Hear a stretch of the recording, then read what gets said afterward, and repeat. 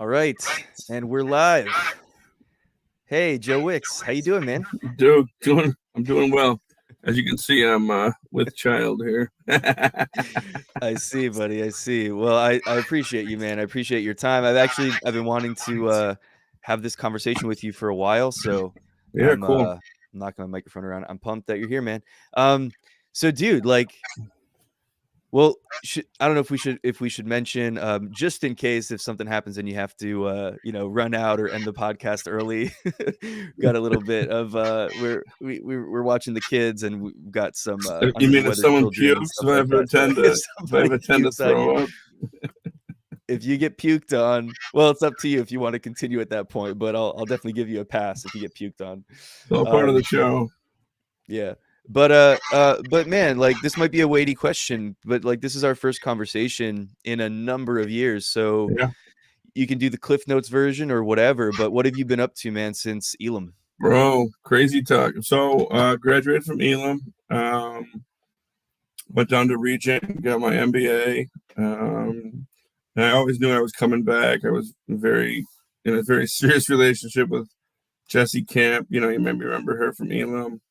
I sure So we, do. we got we got engaged when I got back, and then I moved out about an hour east of Syracuse to where she grew up, and got involved with her church. We got married. We had kids right away. I had a job in finance, but with the market going down in 08, 09, got laid off. Lady Mhm. at my church hired me at this kind of like a government relations policy focused job that just was at the time. I just took what I could get. I ended up loving it. I loved working with the government and being involved with that. Did that for 8 years, and then started looking for something else and found kind of a dream job of mine about 3.5 years ago. I'm doing economic development, community development work in Oneida and Herkimer County in the Utica metro area, with a little bit of government relations. And I've been doing that 3.5 years, and I really absolutely love it. It's a dream job, really is. It's been fun, challenging, but it's been great. So, along the way, 4 kids, 4 and no more. That's my policy. So we're 12, 9, 4 and 2. First was a That's surprise. wild. Last was a surprise, and here we are. So, lots of other things along the way, but Jess and I just celebrated 13 years of marriage, and you know, super happy with the way the Lord's led us. How He opens and closes doors, and I'm always wondering what's next, but I don't want to get ahead of myself. That's awesome, bro. That's the Cliff Notes version. Yeah, no, that's great. I appreciate the update because like it's just been a long time. So yeah, me and my Yeah, wife and I this year we celebrated 13 years as well. awesome. And that's awesome, man. Congrats on the kiddos and all of that. My oldest is 10, and we're actually, I don't know if you knew this or not, we're expecting our third. Oh, good. So yeah, man, Congratulations. it's pretty crazy. Glad it's not us. So 4 and no more, was that something? Well, you said the first and the last were Yeah, surprises. So yeah. I'm assuming, was that something that did you think about that ahead of time? Like, was 4 kids We like had something talked that you about guys it. wanted? Did you want a We big had talked. family? We talked about it in generalities long time ago. We had our first was a horrible sleeper. Second was a great sleeper. So you think, oh, okay, I could do one more. And we did. We had our first boy was number 3, and it was hellish. So we're like, all right, we're done. And then we had another one accidentally, and now we're really done. How that is involved. So Yeah, excited. When we committed to having that season end, we were excited about raising our kids, not just having kids, but raising our kids. Doing stuff with them, as a family, and getting out of the diaper stage and saving some money. Investing in crypto, of course, and of course. And we had a lot of talks about it, but it was just the right time for us. We prayed about it and felt pretty strongly about it. So here we are. That's awesome, man. Um, so like I don't know if you would remember this or not, but Yeah. I owe you like I owe you I'm trying to put this into words. Like I went to Elam partially because of you. So so I don't even know if you would know this or not. So like I came to visit Elam like as a senior in high school. I came to visit Elam, and you were a freshman at the time, and like you brought me around on a tour. Like Really? before I even went to Elam, yeah. And so again, like I didn't expect you to remember that, but like I went up because somehow I missed Discovery Days and all that, like the time when a whole bunch of like high school kids go Yeah. to Elam and kind of check it out for a weekend or what or a couple days, whatever it is. I missed all that, and so I went up just like we just set it up. We went up for a couple of days. Like I had my mom with me and two of my friends, and it was like we just went up for a few days and we were checking out the campus. It was definitely winter time, like there's definitely snow. And I just remember you were sort of like our tour guide and you brought us around and you showed us stuff. And I remember just kind of asking you some questions about Elam and why you were there. And I was kind of like at the time battling in my mind because I had this feeling, just like this sense that like God wanted me to be there, but like I didn't really want to be there. And Sure. then like kind of walking around the campus and seeing stuff, I was like, I do not want to be here. But like as I was there, like God gave me such a peace about it, and I knew like God's calling me to be here, like God's calling me to go here. It's not even this thing where like I super want to be here, but there was definitely this thing on the inside of me, just this knowing that it was where God wanted me to be. And so I owe at least like a good portion of that to you for being an awesome tour guide and That's for so like taking funny. taking the time and doing that. But yeah, man. So you were like my first connection, legitimately my first connection to Elam. Cool. No offense. I do not remember that at all. I didn't expect you to remember that. It was like super obscure. And like I don't even know why they chose a freshman to do that rather than like someone who is more like upper class. Yeah. I mean, I well, thought that was interesting too. I have great But people skills, so it's yeah, for obvious. sure. That was I'm sure I'm legitimately sure that that's why I'm they totally chose you. kidding. All the Jersey I know people, you're kidding, all but the I'm not Jersey, kidding. all the Jersey guys have the same testimony. I didn't want to be there, but I knew I was supposed to be there. God was making me. Yeah, there's something about it. See, because I think what it is people from New Jersey are super cool, Yeah. but we also like to obey God. So Yes, yes, yes. that's what I get out of that. That totally But makes sense. but yeah, dude. So tell me a little bit more about the government relations. Is that like what does that look like? Do you do I imagine you do like a lot. You have a lot of community involvements and stuff like that. Like what exactly Well, like I said, does that look like? yeah, when I got that job, again in '09, getting laid off, and Jesse was due with our first child within a couple months of me getting laid off. So I was kind of, freaking out, having a kid on the way and no job. Mm, And at the time, because sure. the market was crashing, no one was hiring. There was no jobs available. And I had, you know, only been working for 2 years professionally. So I didn't really have any resume to speak of. And I was semi new to the area, so I didn't know a lot of people. Had only been living out here for 3 years. So, um, so this lady hired me. I only had two interviews over the couple months, and the other one I was the second candidate to last candidate, and they didn't get it. So this lady hired me based on my involvement at my church.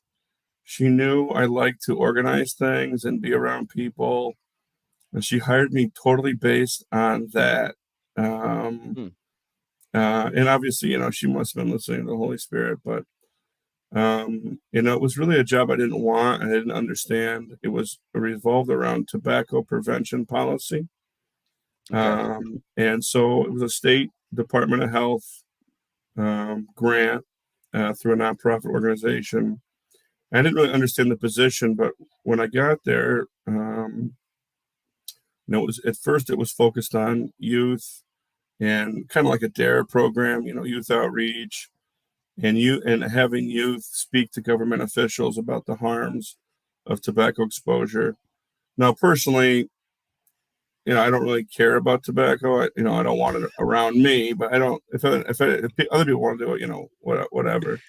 Uh-huh. But in the position, I got exposure to working with all the government officials, and I really like connecting with them and meeting with them. And so it led to some open doors right away. And I ended up running for town board a couple of years after that job.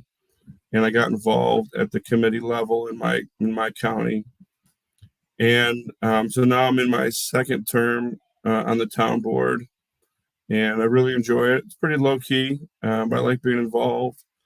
And and that I think that's helped me in my current position as well with the government relations and with meeting people at that level and understanding some of the issues and concerns they have.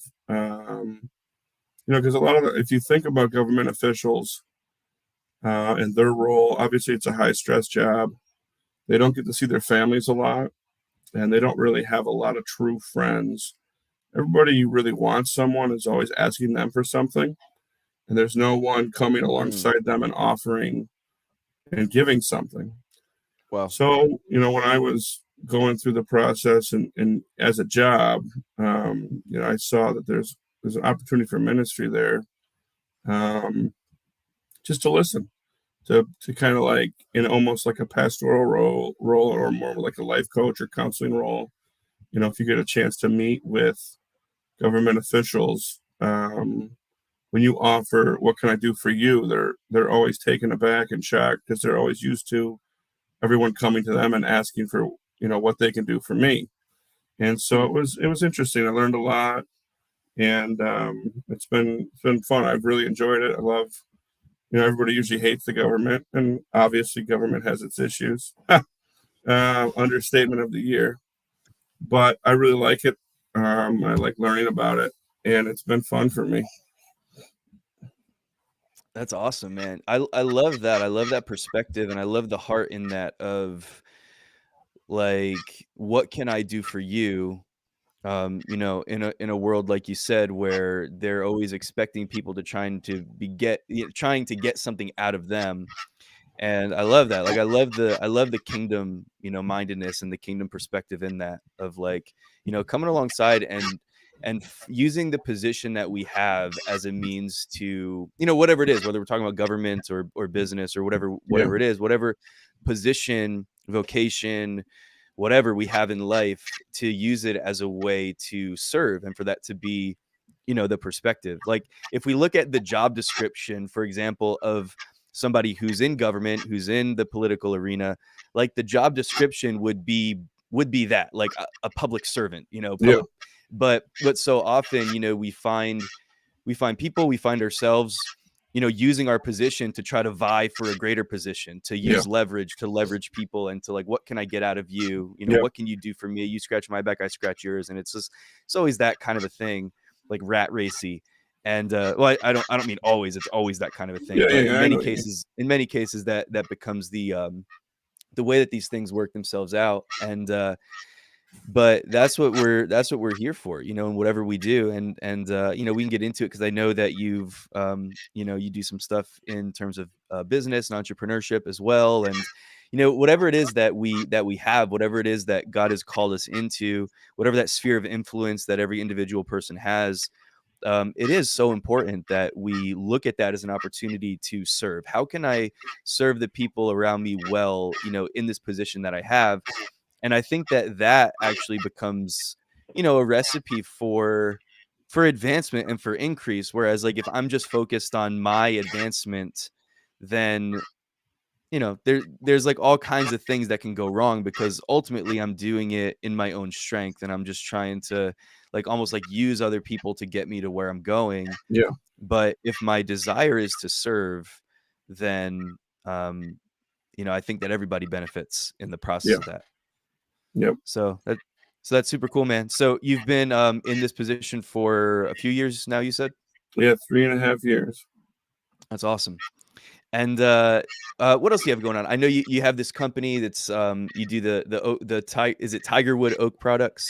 Yeah, So Tiger Oak you Wood Products. Yeah, tell me it about kind that. of started as a little bit of a joke. My wife That's a joke. showed me my wife showed me this picture on Pinterest of something she wanted me to make for her, like some like a little bit of a like a wall decor item. And I kind of like, yeah, I can make that. And my dad is a contractor, so I have some tools and learned some things over the years from him. And so I got some old wood flooring, old oak wood flooring, and made her something and posted about it on social media. And some people asked me about making them things, and then kind of spiraled out of control from there. Mm. So I've been doing that for about a year, just a little bit of a side hustle, about a year and a half. It's been fun. It's a little creative outlet. I don't know how long it'll last or whatever, but I've enjoyed it, and it's been a good ride. Um, Again, yeah, it's kind of came out of a little bit of a joke, trying to prove to my wife I could make something. So, like, was that the first thing that you've been involved in like that, like using your hands, or is that something that's you've always enjoyed? Like, did you grow up building stuff with your Well, I was hands always, and yeah, I was always helping my dad, on jobs he was doing. We'd always be working around the house. In my own house, we've always been working on it, little things here and there.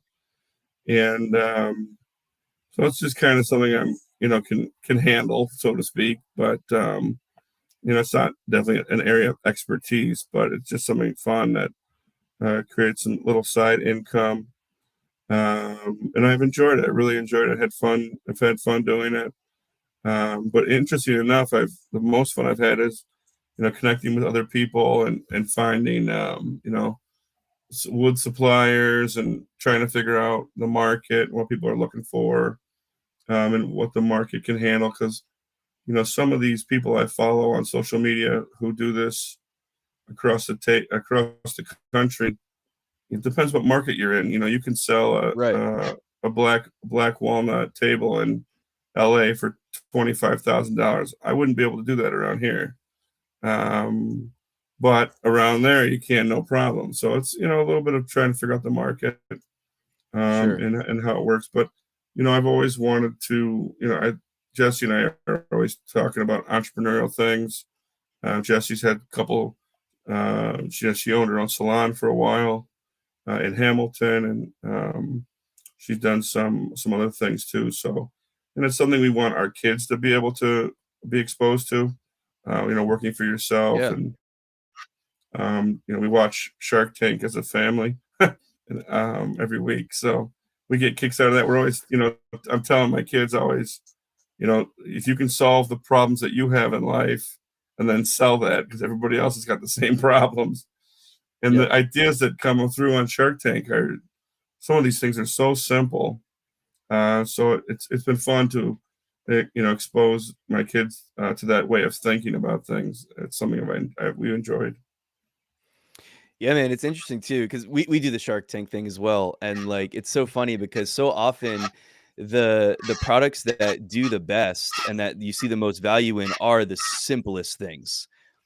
Like you see something that like for some reason nobody's really thought of it before, but when you think of Yeah, it, it could be so simple. Like there's little things like these little like I remember one is like this little metal attachment that you could like attach to the end of a hose, and yeah, then like things like that. That's like that's such a simple thing. It's like like it's not even like a difficult thing to design. Like if you know how to do that kind of stuff, and but there's all these applications for it, right? Like yeah, and yeah. so all these applications to license it in different ways, Oh and so yeah, it's cool. Like I've loved like that kind of stuff, watching simple things like that where there's like entertainment value but you yeah. learn as well.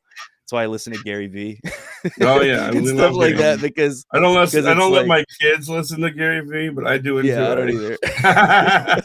Well, like with Shark Tank, one of the ones that really stuck with me is this young kid, college kid.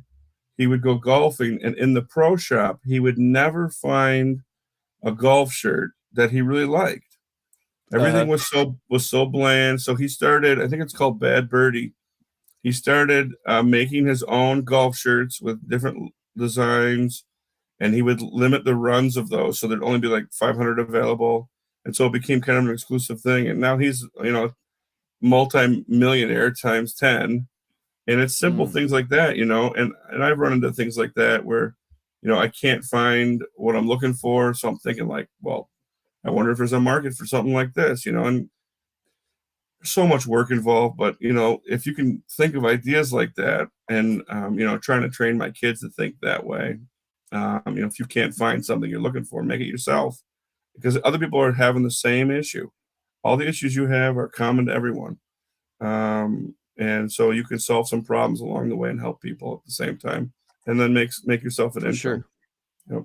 For sure, yeah, and I think that goes back to the same thing like we were talking about a second ago, like, if your focus is on people, if it's on Yep. problem solving, if it's on adding value to the people around you, then, like, that really becomes, such a steady platform that you can build on, and I just think that, like, I don't think, I know, like, God is so creative. There's so much creativity that, Yeah.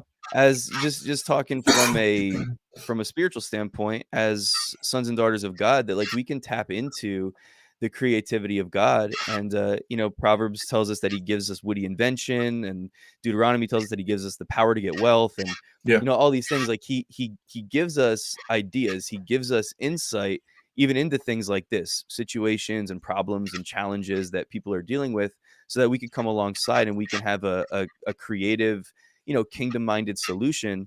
And Yeah. that doesn't mean something that's like super spiritual. It means something that's practical for the moment, for the Yep. people that need that solution. And so, sometimes that's something like that's gonna, make somebody's life better in terms of, something that's needed in the world. Or sometimes it's something like really, really simple, like you said, like a certain kind of like a golf shirt or whatever that just Yeah. adds value by bringing enjoyment, or you know Sure. what I mean, that kind of a thing. And so whatever it is, I think that so often we miss things because we super spiritualize them, and Yeah. because That's we true. belittle the little things, we Yep. overlook the little things.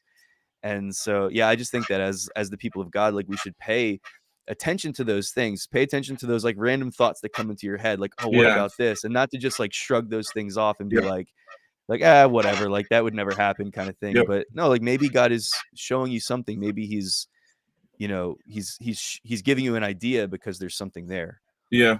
Yeah. And I learned that over the years. Jonathan Welton, I learned that from him about the creativity of the Holy Spirit. Lance Wallnall would talk about it a lot. And then I don't remember Mark Calkins from Elam. He would always say, there's always a solution. Whatever the problem is, the Holy Mm, Spirit is right there with the solution. And and even with my job now, sometimes I'll bump my head against the wall a little bit and trying to figure some of these sure. opportunities out, and investment strategies for the community. And I try to default back. Jesse's very prophetic, and try to get some of my mentors to pray for me, some other pastors, and I know there's a lot of people praying. As I'm in Utica in the area, and trying to be patient for the Holy Spirit to show me things and not get ahead of myself too at the same time. But knowing always with that in mind, how can I help these people through this process at the same time too? That's awesome. I love that. I should mention, Joe, your beard is on point, man. it That's legit. needs a fresh trim, and I'm For thinking about the I get a little gray here in the chin, and Yeah, man. I'm thinking about Just for Men, to be honest with you. Yeah, Thinking about I it. see that you have I don't know, like, if you look at the side, like, I have a Oh yeah, lot look of at gray. you. I Yeah, have a ton of gray. Yeah, yeah. man. It's pretty That crazy. You've only that got a next little bit child in the that next child front will put there. it on you, no problem. Dude, yeah. It's gonna just be straight white by the time I'm 40.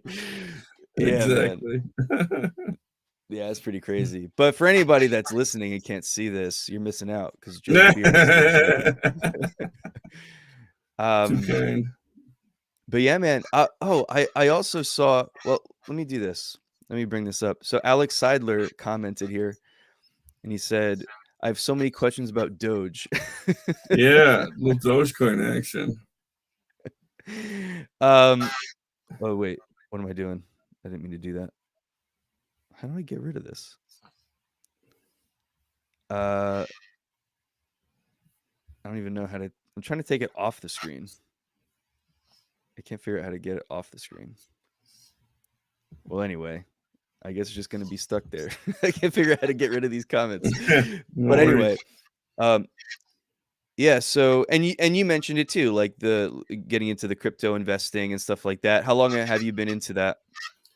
Well, I had been doing that after I graduated from Regent as a job for 2 years. I was like an assistant financial planner, Oh, that's awesome. and I learned a lot. The market was literally tanking, and we hadn't done that in a while, so it was interesting to be a part of that. And then learning how people view their money and how people view risk, and it was an interesting process. So I had a little bit of a background. And then, with kids, you get busy. You just don't think of anything else. So, um, back in the winter and spring, I had joined a stock trading group um, Hmm. through a person, Jess and I follow on social media, who we trust. And that was very eye opening. I had really enjoyed that. I was on there for 6 months or so. Really enjoyed it a lot. Every day there was a stock call, and I was able to hop on after work and learn a lot of things. At the same time, was hearing about crypto and reached out to a couple people I trust and who I'm connected with through work and through some relatives. And so, very small investments, but Hmm. it was fun. It was a fun little ride. And now I have some things that are more long term, hopeful things. But I think with crypto, and I think with a lot of investing, when you have a chance to put money in, put it in and let it sit for a while. Unless you're, making it your profession and doing day trading.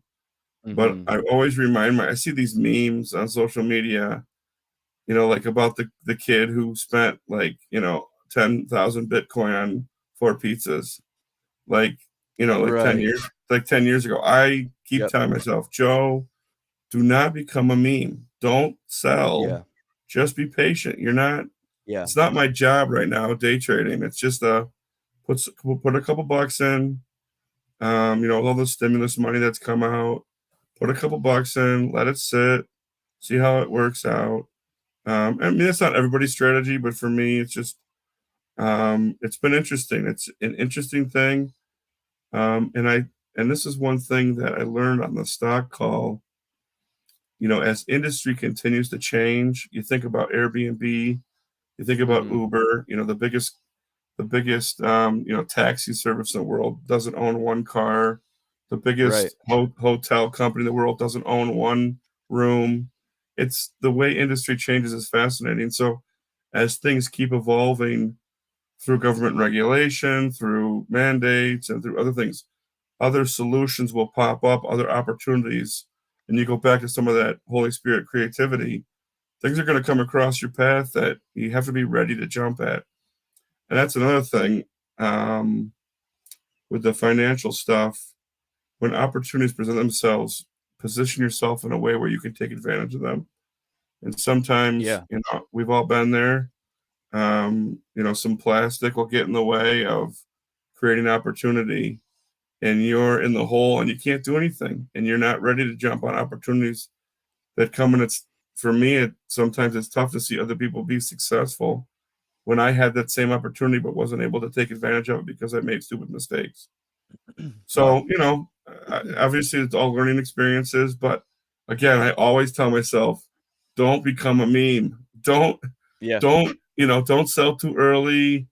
Don't hold on too long. It's tough to feel it out, but there's a couple things there. Like, I'll be interested, looking back as always, you know, hindsight is 40/40, and where will we be in? Sorry, where will we be You're in fine. 10 years? You know what I mean? If you look back at some of the other coins, it's just fascinating. Even I read this morning, or was it yesterday, that $1,000 a year ago would be 10 million now. I think it's either in. I think it's in Shiba.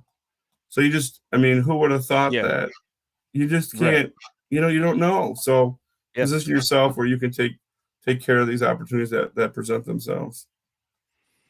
Yeah, man. That's really good. Like, um, it's pretty crazy. Like I was listening just earlier in the week. I was listening to an interview with someone who's the founder of a particular um, charity, a large charity, and they started receiving Bitcoin as charitable contributions. They started receiving Bitcoin back in I think like 2015, Yeah, and at the time, like they took in some kind. He was just giving this as an example. They took in I think it was actually Tony Hawk. He invested like 15 Bitcoin, and at the time that was like $1,500 yeah, yeah, basically. And so what he did, like he treated it like a charitable contribution, yeah. and so they cashed it in. They cashed it in, and they got cash, and they used it for the charity. Yep, yep, yep. Um, and then people like as they were pulling in Bitcoin, like larger investors, they started saying, um, like, no, I'm not going to give you Bitcoin. Like, I'll give you cash, like the equivalent of Bitcoin in cash. I'm not going to give you my Bitcoin because you're just going to sell it. And he's Yes, like, yeah. wait, what? And so he had to rethink it. And he was like, hold on. If I would have held on to those 15 Bitcoin, just for example, there was a lot more than 15 Bitcoin. But Of course. if I had held on to those 15 Bitcoin till now, that wouldn't be $1,500. That would be what? Stupid Like money. Stupid money. 63K per like right Yes. now. And so now their strategy is like they actually started a funding pool of like investors that want to throw in Bitcoin. And Cool. what's really cool is that like you can do 0.0052 Yeah. Bitcoin. You know what I mean? Like you don't have to have a lot of money to be able to operate in the crypto world. Yep. But like he was, but like their strategy is to hold it until at least 2025. And it's Yeah. just in a separate account, and they're just Yep. going to wait until it accumulates to something that's way bigger, and then eventually start using it to fund things. But it's like a totally different mindset and way of thinking. I just recently got into crypto, like investing at the beginning of this year. So sort of like during the Same time pandemic as when stuff mine. started Yeah. happening. Yep. And I've learned a lot through, well, I not a lot, but I feel like I've learned a lot, but a lot of it's just been through like making bad decisions. Oh yeah. Like thankfully not with large amounts of money, but like making Sure. bad decisions, like you said, waiting too long or Yep. buying too late, that kind of thing, and just Yep. doing those things. And it's you can't, no one, people act like they can predict this stuff, and No, there's like models that you can follow, but like no one really knows what's going on. I don't think anybody actually knows what's going on. I agree with you. So, but it's fun, man, and it's cool, and it definitely seems like that the world is moving in that direction. So to Yeah. kind of, be on that path. Have you gotten involved at all with anything with like NFTs yet? I just had an idea a couple weeks ago. And so I'm working with a friend from high school. I'll share it with you. I don't care if people copy it, but um, I have all my old baseball cards from growing up. And Uh-huh. I was a heavy baseball card collector. And Ken Griffey Jr. was my favorite player. And so recently I was Topps Baseball has an app for like digital card trading, but they're Mhm. not worth Yeah. it's not worth any real money. It's just in the app it's worth, tradability and stuff. So learning about NFTs a little bit, listening to Gary Vee about it, trying to figure out what it is and how it works. And I kept thinking to myself, what if I could make my baseball cards into NFTs Uh-huh. and then I could sell them? So I talked to a couple friends who are knowledgeable and they liked the idea. They said you have to make it an artist rendition because of copyright and trademark issues, you got to alter the card enough to make it a piece of art and not just a baseball card. So I talked to some more friends, and some of them liked it, some of them didn't. And thinking about entrepreneurship and Gary Vee, and and then niching down to a really focused market. So I'm kind of pursuing that a little bit. The people who spend money on NFTs have money to burn, generally Right. speaking. And a lot of those people like the rarity of things, have some nostalgia from card collecting, probably themselves, would be my assumption. Card collecting was a big thing for everybody growing up. And, Yeah. going back 60s, 70s, 80s, everybody was collecting cards. So I think I might stumble upon something. We'll see. The thing with me is I have a million ideas, and Uh-huh. pretty much none of them ever hit. But I'm not afraid to try something, to explore it, to try to figure out if it'll work. I mean, my wife Jessie just begs me to stop thinking of things and just pick something and do it. And so it's just always the pursuit of wondering what we'll do, and having the momentum and the enough perseverance to follow through on some things. But so we'll see. Yeah. I find it fascinating though. I mean, people are paying just dumb money on stupid stuff. Ridiculous. It's Ridiculous. fascinating. It's crazy. It's like the yeah. Well, but I love that. I think that I think that that's that sort of entrepreneurial, spirit within you that's like, ideas and thinking about, strategies and solutions to different things and just having ideas and then like not allowing fear to, Yeah, stop you from trying things. And there's going to be like with anything with entrepreneurship, it's a little bit tougher in investing. Like if you fail too many times in investing, like you're going to be broke. But but as far as like businesses and things like that go, like you can start something. You can try something doesn't work, try something doesn't work, try something yeah, that doesn't work, and then like once something works, like it can work so well that it yeah, sort of covers all of your, whatever losses took place yeah, or whatever. And so, yeah, I think that for sure that fear factor kind of limits a lot of people and causes a lot of people like not to go after things because just for the fear of like what if it doesn't work and what if I yeah, waste all this time, what if I lose money, what if this, what yeah. if that. And I for sure understand all of that, Well, I think you but I also think have that to that's you have to weigh your time investment. I mean, time is so crucial, and any parent, you especially and me especially, can see how fast time slips by.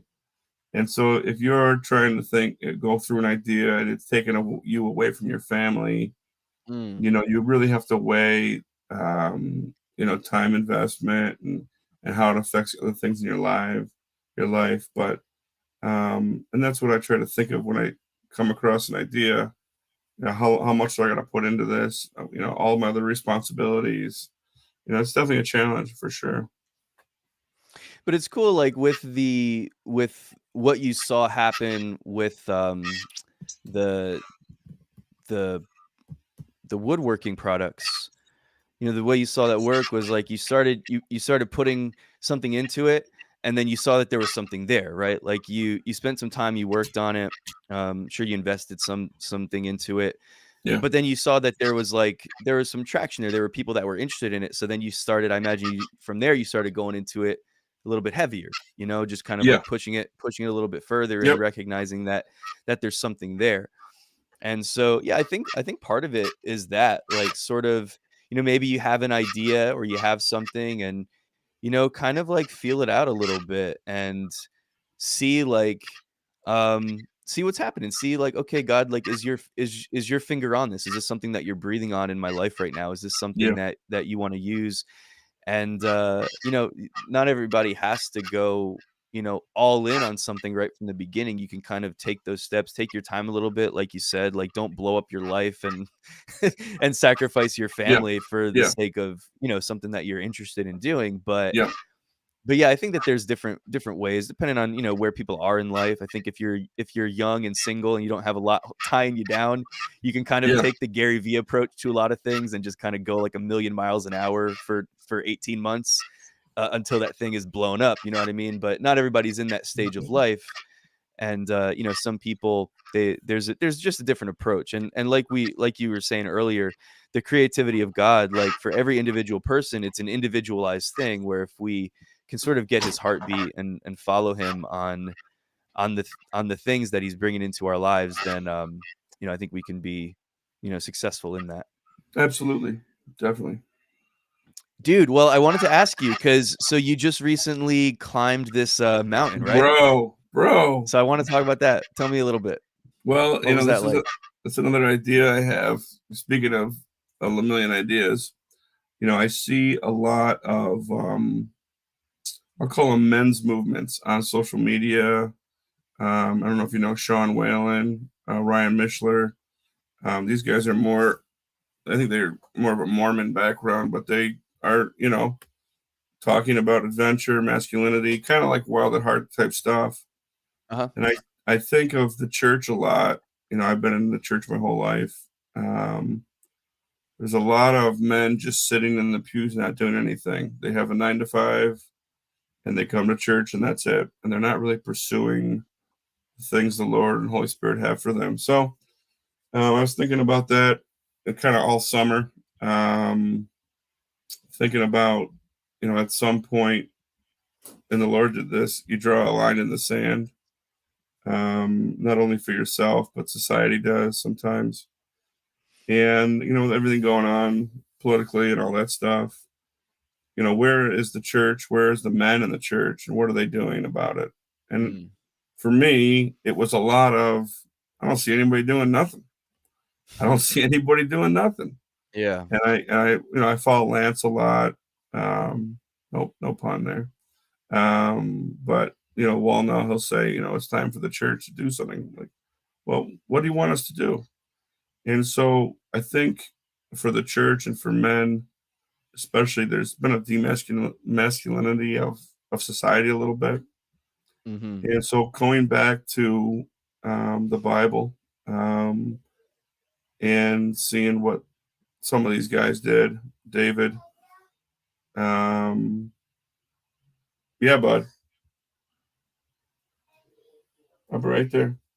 So, anyways, I wanted to pursue some of my dreams, and one of those is the Adirondack Mountains in New York State.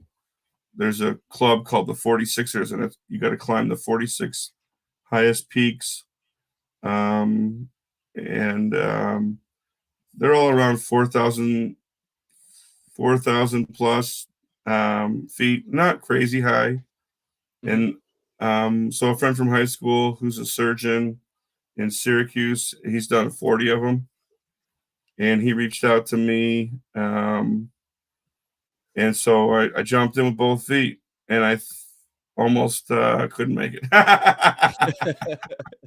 Almost, but you made it. Almost. Can you give me 5 minutes real quick, Duke?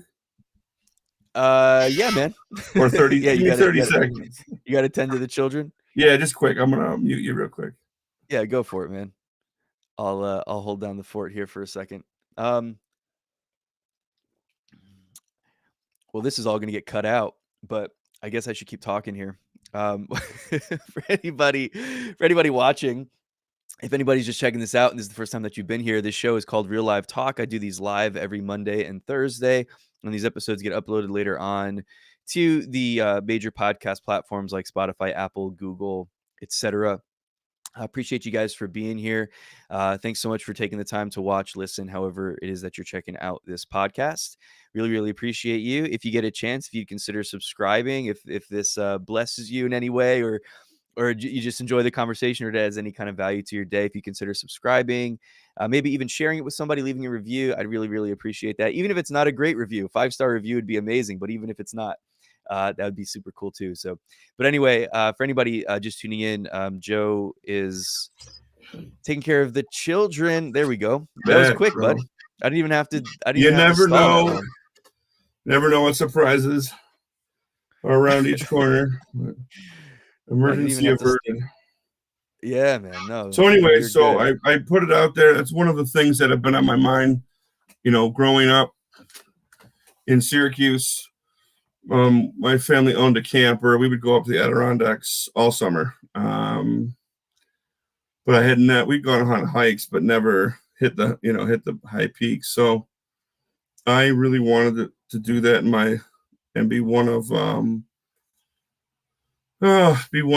accomplish that goal. So I kind of put it out there on social media, just talking for the sake of talking. And my friend from high school, strong, real close friend, reached out, said, let's go in a couple weeks. And I was like, okay. And so I'm really out of shape right now, like really out of shape. I've had good times and bad times in the last 15 years, and Mhm. now it's not a good time. And the family got sick. We hadn't been sick we didn't go anywhere for a year and a half. And Right. now that people are doing stuff, so we all got a cold about 3 weeks ago. So dealing with that, coughing and whatnot. But I said, what the heck? Let's give it a try. You can always stop and go back Right. on the trail. You don't have, Right. So I was just wanting to see where I was at. I wanted to try. I'm not afraid to fail. Like I said earlier, here's a bunch of ideas. Let's try them out, see where we're at. So my friend Alex picked the mountain, and I read a lot of blog posts about it. People have been doing this for years. 6 miles in, pretty easy, path. 2 miles up, pretty challenging. 2 miles down, and actually, I don't remember Joel Berthat from Elam. Yeah, Joel's a for sure. 46er. And so Really? he finished up last summer. He had some advice for me. Everybody said this is Yeah, that's not awesome. the one. This is not the mountain to start on. But it was not. I didn't choose it. My friend chose it. So I'm like, we'll just try. So I did it on Saturday. We went up, stayed the night in Tupper Lake. Got up at 5. Hit the trail 6:15. We got did the 6 miles in, and so that wasn't bad. It's a walk in the woods, so to speak.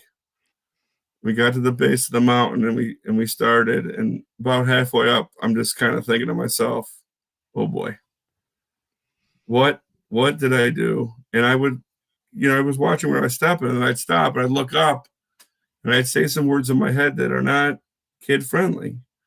And Uh-huh. I would just be like, I cannot believe this is what I'm doing. And my legs were burning. My quads were burning. And Yeah, man. I was going real slow. And my friend was real kind to me. He was waiting for me. He'd be up ahead. And I just keep going a little bit at a time. And it took us much longer than normally should take somebody, but got to the top, really enjoyed it. Physically, it was probably the hardest thing I've ever done. Well, Um, then, coming down was a lot easier. I know some people say coming down is the hard part. Not in my case. And then walking back was exhausting, but it was 6:15 to 5:45, so almost 12 hours. Um, mm, it was cool, wow. and everybody know, because I put a lot of stuff on social media, so everybody at church was asking me, and my goal with this is to create an opportunity for other people to do the same thing, to challenge themselves. you know, I had this idea about, men's leadership, men's adventure, wild at heart type stuff. Going up the mountain, I'm like, forget all that. I'm not doing this. This sucks. But then when you're done and you have the accomplishment, you're like, you know what? As hard as that would, I would try again. I would do that again. I'll keep pursuing my goal. But when you're in the middle of the process, it's just so difficult to get a sense Yeah. Yeah. mentally of really what's going on. But when you complete the task, and I said that in my post on Instagram, I overestimated my ability to do it. I underestimated the task, but you can't give up. You got to keep trying. So, and I heard from a lot of people who are 46ers You can't describe those climbs. They have to be experienced. And I thought of what a great analogy for men. You're stuck in your 9 to 5. You don't like your life. You hate your life, but you have to get out there and do something that's going to challenge you. Because I can't explain to you what freedom looks like or what freedom feels like. But when you're doing Yeah. something that invigorates you, when something that keeps you alive, when you have a relationship with the Lord that gets you excited, then you're really living in a freedom, a life of freedom. And so I have a really strong passion to do that for other people. And so, we're coming into snow season. So I'm planning, the next one for mid-July.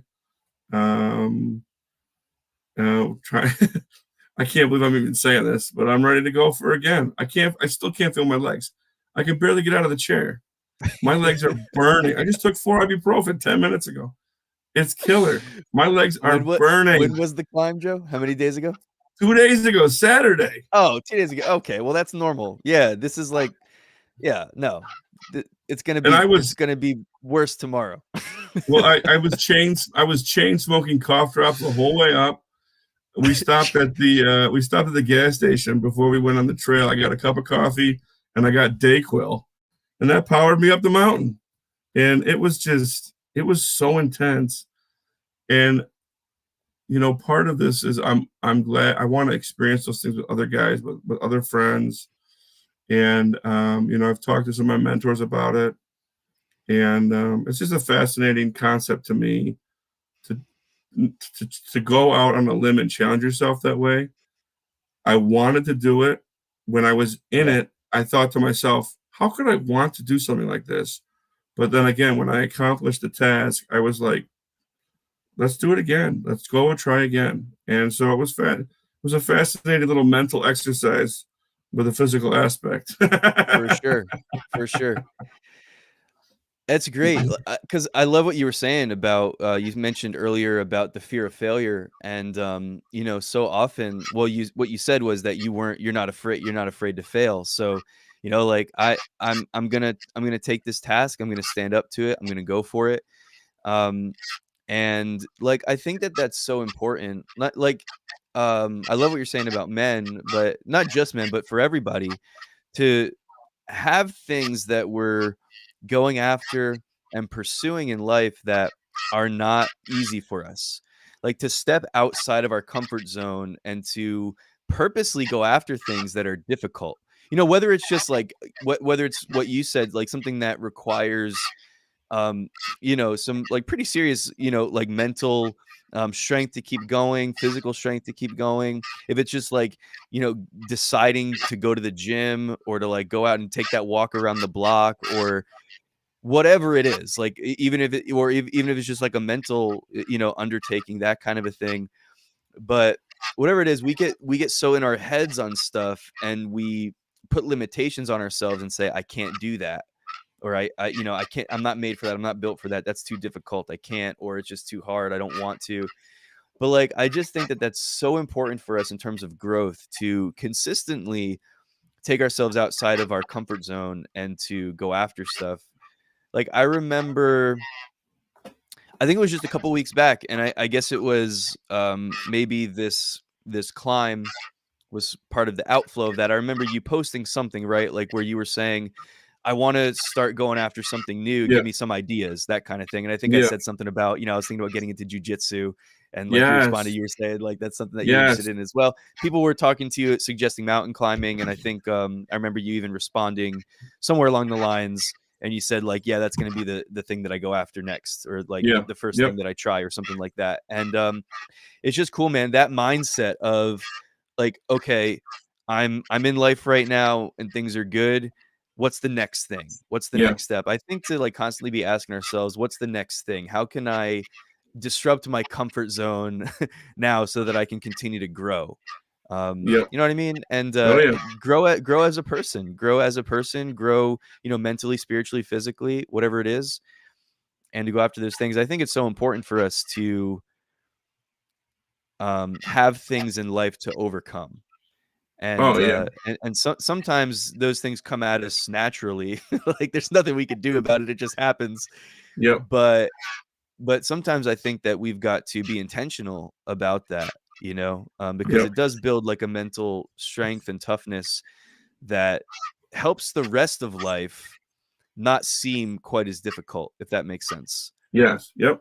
Like it helps us to be able to like engage with one another in relationships. And so, I think let me just go there for a second. I think that um if everything's easy for us, or if like most of life is easy for us, when small challenges come up, we'll be really quick to run away from them. Oh yeah. We'll be quick to dismiss people, for example, in our lives Yep. because, oh, it's just too challenging to make that relationship work. It's too challenging to make that marriage work, that Yep. friendship, whatever. Yep. It's too Yep. challenging. I'm just going to dismiss that. But when we're used to overcoming things, and when we're actually like have the mindset of intentionality, when it comes to like breaking through and to stepping Yep. outside of our comfort zone, I just think we're more prepared to deal with those regular challenges that we face in life, to not run away from things, to not be afraid of things that are difficult, but to, attack those things and recognize like this is just another part of life. It's something Yeah. that we've got to deal with. So let's attack it. Let's go for it. Yep. No, I absolutely agree. I mean, there's I try to balance, excuse me, understanding adversity and how to handle it and how to mentally approach it, and going through, like you said, little things. Are you going to give in or are you going to dig in? And, with relationships, I see it all the time. You can't be afraid of confrontation. You can't, it's not necessarily always a bad thing. I remember, things happen in life and you can't interpret it always as the end of the world, and you can't respond, that this thing or that thing is going to ruin your day. And there's a million stories like that, but um, the physical challenges we give ourselves are so rewarding, because when you're doing things like that, it creates a a mental challenge at the same time, Yeah. and it makes you. I really think it makes you stronger.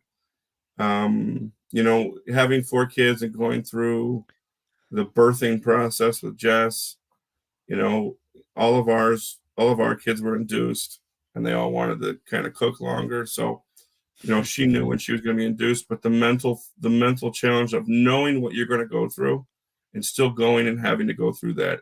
Yeah. And now with the hiking, I mean, listen, for all the people out there, I'm not comparing giving birth to a child to hiking up a mountain, but I'm going to get That was hate an mail important for disclaimer, that. Joe, for sure. You're going to be out of government so fast. But now knowing how incredibly difficult that was for me, I mean, in the future I'll be in better shape physically, but it's still going to be a challenge. And all the people who I talk to who have hiked a lot, who've climbed a mountain a lot, the 46ers said, they're all hard. There's no easy out in this. It's going to be challenging, and that's okay that it's challenging. Yeah. Why would it wouldn't be an exclusive club if it was easy, and so I'm looking forward to the challenge. I mean, I've gotten one done out of 46. It's going to take me another 10, 15 years to do this. And that's the part of the reason I want to do it now, is because my kids are starting to get older.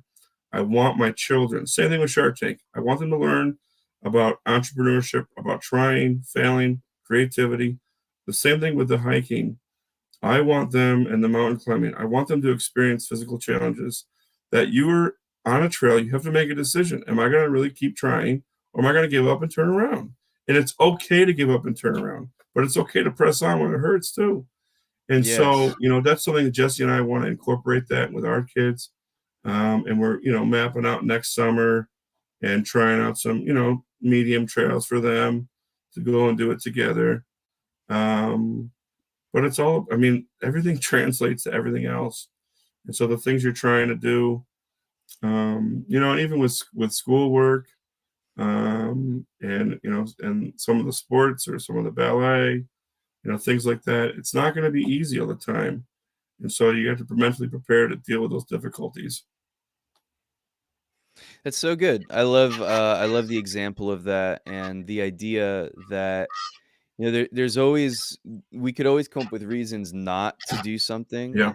reasons not to grow, but you're like, "Let's go after this," and, you could allow the family issues not issues, but the family, obligations and stuff like that to get in the way, but it's Yeah. like, "No, let's get the family involved." Yeah. You know what I mean? Like, I think that if we actually try, that we can find solutions, to the excuses that we often, put up. I think that we can be so quick to make excuses, but, seeing that, okay, if this is something that I want, or if this is something that I believe the Lord is saying to me, if it's a passion I have, if it's a dream I have, let me stop making excuses about it. Because when I make excuses too early, I feel hopeless about it and I let myself off the hook. But if I refuse to allow excuses to be sort of like the go-to in my mind, but it's like, okay, instead of saying I can't do this, let's start, asking the questions like, how can I do this? What Absolutely. adjustments would we have to make in order to make this happen? And then Yep. from there, if you decide that it's too much, if it's too much of a challenge right now for the season that you're in, then you can Yeah. say, okay, well, let's put that on hold. But at Yeah. least it's not this thing.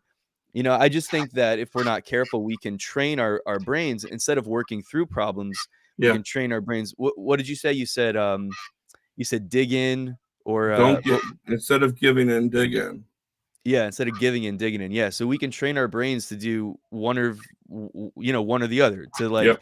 I'm always just giving in to those first excuses that come my way, Yep. or like, just giving up, running away from the challenge, or like I'm actually going to engage with it and then see if there's something there that's worth me actually pursuing. I think I that don't that's know. really One of cool. the things that I is on my list of things to do. Everybody heard of it is 75 hard. You ever heard of that? Mm-mm.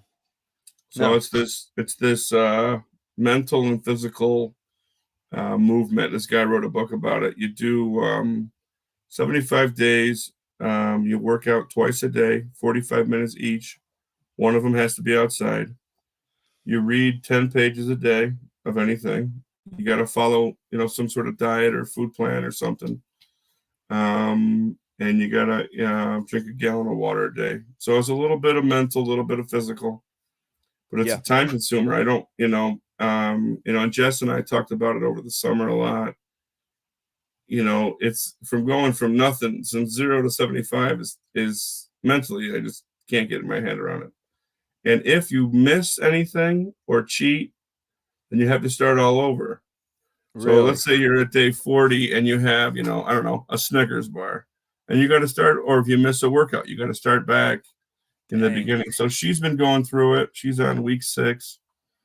So I was supposed to start today, but I pushed it off a little bit. I'm going to start later in the week because I can't walk right now.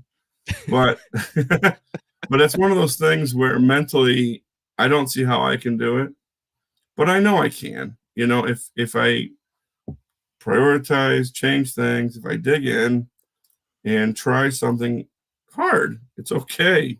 Try something hard. It's the same type of thing. It's the same type of thing. And I've heard this before, when people will want to do something but say they don't have the money. Sure. Do you really not have the money, or you just spend it in different ways? You know what I mean? Right. Yeah. And so I think when people who say they don't have time, which is one thing I say all the time, I have 4 kids, Mhm. I have a demanding job, I got a house I'm working on, I got responsibilities at church. Do I really not have time, or could I just wake up a little bit earlier? Could I go to bed earlier, wake up earlier? Those types of things. So I think it's just a matter of prioritizing, but at the same time challenging yourself to see what you're made of, to see if you can dig in. And that's one thing with the hike. I kept saying to myself, I'm not afraid to fail. I'm not afraid to not finish. But I want to see where I'm at. I want to see if I can tough it out. That's good. And the blisters hurt. I couldn't feel my feet at the end. Every route, I wanted to just scream expletives, and curse out nature.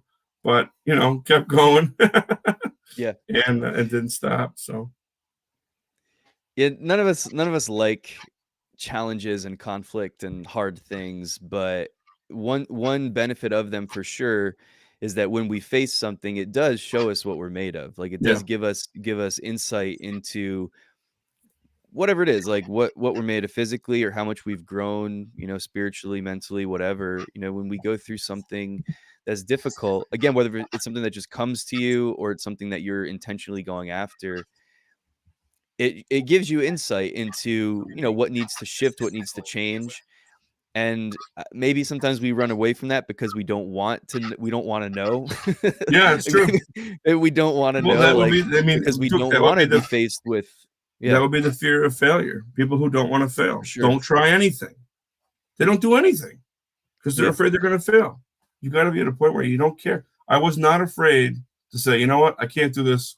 We're halfway Mhm. up. I got to turn around. I can't do this.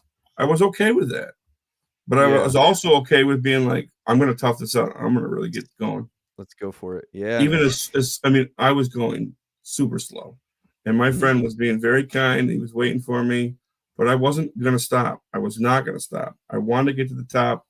I knew it was 8 miles back, and it was going to be incredibly hard going back down, but I was not going to give up. But again, I think it's okay to give up. It's okay to find out where you're at. That's good, man. What's the reason behind the 6 miles in? Is that just like you're not allowed to camp closer than that? Or is there something intentional there's a behind, like, there's a having all couple. That just happens to be that mountain. The trailhead is where it is, and you got to walk in 6 miles to get to the okay. Cairn to go up. There's a couple. My friend told me there's a couple others like that. The Adirondack Wilderness. There's no motorized vehicles a lot of places. Mhm. There's no chainsaws, so to speak. They try to keep it really natural. Actually, I found out yesterday a person I'm friends with lives near me. He's a 46er, and he actually keeps that herd path for the group and goes up twice a year and makes sure that's accessible with the tools that you need. Um, so it's just part. That was just part of that specific climb. It's not always like that. Some of them you just jump out and the trailhead's right there and you start climbing. But this one, and again, I didn't choose this one. He chose it. I had no clue. I'm like, 6 miles. I can walk 6 miles. Bro, I was exhausted. Exhausted. The Dude, six I'm miles sure. back was hell. You like, when is this gonna end? Yeah. That's Felt like nuts, man. forever. It was Well, cool. congratulations, man. That's awesome. Thanks, That's not bro. a I small appreciate it. thing, and it's awesome that you did it, man. You got that first one out of the way, and it's awesome. Very, very cool. It was fun. Uh, just a couple of shout outs here before we wrap it up. We shout out to Alex already. Titus, man. Titus sent a message here. I was reminded of my first ride I had with Joe Wicks on my break heading back from Rochester to Syracuse to visit my family. So what would that have been, like 20, not 20, like 15 years ago? Titus. Probably Titus is the something man. crazy like that. Titus, man, that's awesome. I'll And say this about Elam and my time there. I loved every minute of it. I had a blast. I know not everybody does, and that's cool. But sure. I had Jesse and I talk about it all the time. I had a great group of friends. I love the professors. I love the way they set everything up. There were some difficulties. There's some challenges. I really had a good time. I really enjoyed it. I'm glad I went. Lifelong friends. And again, it wasn't always easy. I didn't always agree with all the decisions that were made, but Jess and I, we both really talk about a lot about how fun we had there and how life transforming it was, and not even life transforming, but life forming, Yes. and set us up for all these things that have come next. And like Yeah, I agree Titus, with you. Brandon comedy. There's just an endless amount Yeah. of friends. I didn't have social media back then. I was one of the holdouts for a long time. But now being able to connect with people that way, I appreciate social media for that. Staying in contact, I really do. It's awesome. It's And awesome. the I agree with banter, you too on the Elam experience. I mean, I loved it, man. I owe so much to of like my formation and all of that to Elam. And yeah, I had a great experience, man. The first year was a little bit tricky Yeah. for me because of some decisions that I made, and yeah, it was a little bit Yeah, tricky, well, but I'll second that. My first semester, Alex and I were in the same hall. I had a interesting roommate situation that was new to me. I'll share that much. And but there were some awesome people on that hall: Josh Whippy, Dave Gucci, Mark Maturana, Ben Clark. Like yeah, we dude, had like the all-star team of halls. that's So awesome. it was fun. It was the Lord. He did it all. You know, we had a good time. We called it the That's awesome, failing brother. frat house. The failing frat house. Yeah, failing Uh, hall. Failing Hall, man. I said to someone because I was on Failing Hall in my junior year, like that's got to be like the one of the greatest oversights in like college Yes. campus history to call the whole hall, the whole building failing Failing Hall. It's It not was good for great. morale, Good but time. it was awesome. Those are like the smallest rooms ever. Oh yeah. It was tight. I was with Josh Hogenkamp in Failing Hall junior year. Yeah. It was pretty nuts. Another Jersey loser. Another Jersey, awesome dude. Except he's from South Jersey, so I'm just kidding. I don't Another know. whole country. It's a little bit different. He's an Eagles fan, so we'll That's just right. Yeah, my go with that. Raiders beat the Eagles yesterday. I forgot to text them. Rub his face in it. Of No, it's course. like it's hard. They're just our division is just garbage at this point, so it's whatever. It's We don't even whatever. like literally for the last 2 years, Josh Hogenkamp and I have not been mean to each other about football. We're just like, nah, Yeah. everybody's terrible. So like it's not even worth it. I love It's it. not even worth it. It's funny. Um, but yeah, Joe, I appreciate you, brother. Thank you so much for your time. Thanks for all that you're doing in the just in your community and the example that you're setting. And I really do appreciate what you were talking about as far as like wanting to set an example and wanting to make decisions in your life that could maybe cause others to look at what you're doing and the challenges and obstacles that you're overcoming and the things that Yeah, you're going after and look at those things and say, you know what, if he did it, then I can do it as well. sure. And I just think that that's so cool. Kind of just going back to what we were talking about at the beginning, just that mindset of serving with in whatever capacity that the Lord's open up those doors for us to serve. I think that that's awesome. So I appreciate your heart, man. Appreciate your time. Thanks for being with me, even like with the challenges today at home with like the kids being sick Never and stuff ends, like that. bro. I do Never appreciate it, man. ends. Is there anything, man, that you would want to direct anybody to as far as social media or anything like that? Are you interested in anybody Well, checking anything in particular out? no, I just think in today's day and age, I'm really appreciative that you reached out to me to be on here. If anybody wants to talk about whatever, I'm available. I got a busy schedule and I might have to reschedule a couple times. But if people have things they want to talk about or talk through, I'll make myself available. I just kind of came to mind as we were going through things. Because even though we have social media, I know people are dealing with depression and loneliness and all those things. And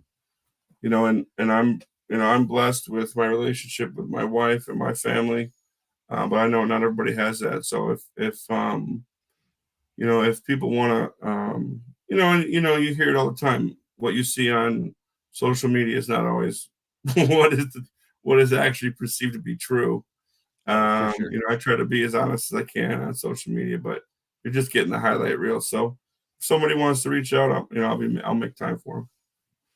Awesome, man. Where would what would be the best place? Would that be Facebook or Instagram? Oh, What I would don't be the care. best place for Whatever. people to Doesn't So matter. just wherever Yeah, on social media, we're just searching for you'll Joseph find Wicks. it. Yeah, you'll find it. Just look for the fullest beard when you search for Yeah. Joseph Wicks on any social media platform, That's funny. and that'll be the one. That'll be the one. Well, thank you, man. Thanks, Give my dude. best to your wife and your I family will. and everything. I'll talk to you soon, brother. Be All right. blessed. Thanks for having me on. See you, bud. Thanks, Bye. everybody. Have an awesome